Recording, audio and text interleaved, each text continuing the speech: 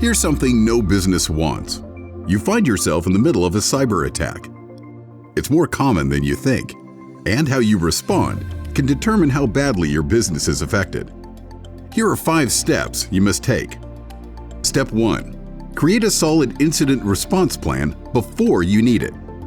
How can your team sound the alarm? Who does what? Where do you turn for help?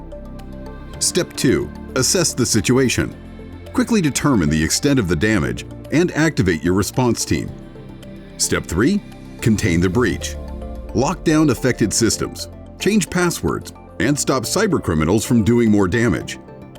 Step 4. Restore from backups. Having backups can bring your systems back online without losing data.